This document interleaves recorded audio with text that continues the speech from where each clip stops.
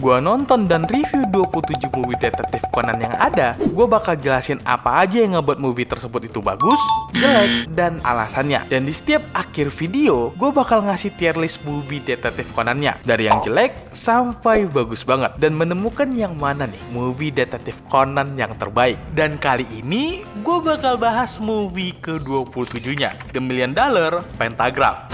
劇場版名探偵コナン100万ドルの道しるべ The $1 Million Pentagram rilis pertama kali di Jepang 12 April 2024. Movie-nya kali ini mengambil timeline di antara episode 1119 dan 1120. Bercerita tentang Conan dan Heiji yang berusaha menghentikan Kaito Kid mencuri pedang legendaris di zaman Bakumatsu yang pernah dipakai wakil komandan Shinsengumi, Hijikata Toshizo. Tapi pedang ini menyimpan sebuah harta karun dan rahasia penting yang bisa membuat dunia mengalami peperangan kembali. Dan gue bisa bilang ini adalah movie Heiji dan Kazuha terbaik. Kalian yang nonton review gue pasti nyadar dua movie yang menampilkan kedekatan mereka itu gue taruh di jelek banget. Bahkan gak sedikit yang bilang gue benci sama mereka berdua, yang dimana itu sama sekali gak bener ya. Dua movie tersebut emang Heiji dan Kazuha itu gak menarik sama sekali. Tapi di movie ini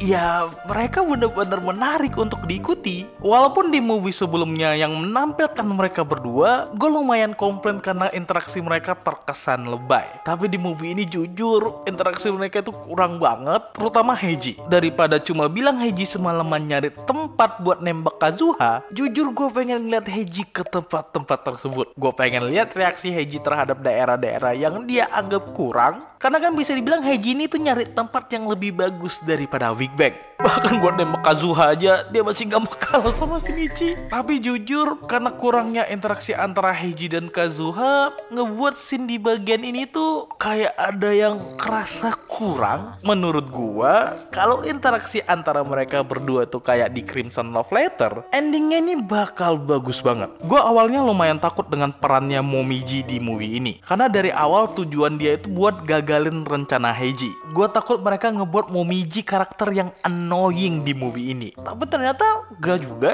Walaupun tujuan dia berhasil buat Heiji gagal nembak Kazuha, tapi kan gak sengaja. Jadi ya fandom Heiji dan Kazuha gak bisa marah dong. Dan ngomongin kasusnya, jujur gue agak bingung ya. Gue tahu Hijikata dan tentang Shinsenguminya, tapi kalau lu bukan orang yang benar-benar ngikutin Jepang zaman Edo, bagian ini tuh jujur agak ngebosenin. Untuk puzzle-nya seru, tapi kejadian di balik puzzle-nya itu agak ngebosenin. Untuk actionnya, this shit doesn't make sense. But did I like it? Hell yes I did. Sejak Kaito Kid ada terus tiba-tiba lagu ini muncul, non-stop action. Dari yang manuk akal sampai kelewatan akal dan logika.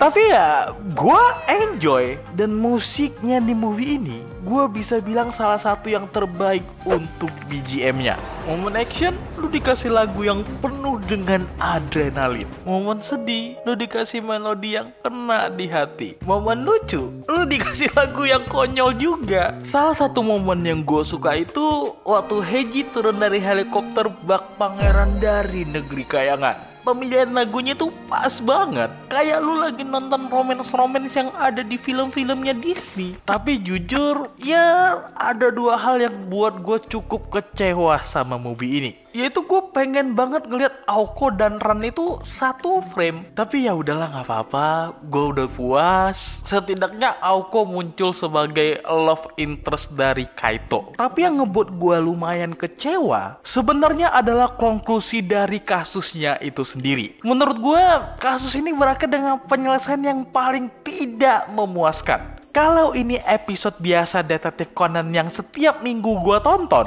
oke, nggak apa-apa. Tapi movie dengan penyelesaian kayak gini, enggak sih, enggak banget. Dan mari kita ngomongin bagian end credit scene-nya. Dengan munculnya Toichi Kuroba, dan kaitan kalau Yusaku dan Toichi Kuroba ternyata saudara kembar. Dan mengonfirmasi kalau Shinichi dan Kaito Kid itu sepupuan. Sebenarnya di episode 472 dan 473, itu kita udah udah dikasih semacam kode kalau Yusaku dan Toichi itu saling kenal. Dan kayaknya cuma episode ini doang yang dimana Yukiko dan Toichi ketemuan. Dan ya basically movie ini mengonfirmasi yang ada di episode ini. Dan tanggapan gua ya biasa aja sebenarnya. Hal ini cuma kayak bilang ya mereka berdua mirip karena sepupuan. Apakah berpengaruh ke jalan cerita? Menurut gua enggak. Itu sama kayak Kaito Kid tahu nggak identitas Shinichi sebenarnya. Kaito Kid udah tahu kalau Conan adalah Shinichi di movie The Lost Ship in the Sky di tahun 2010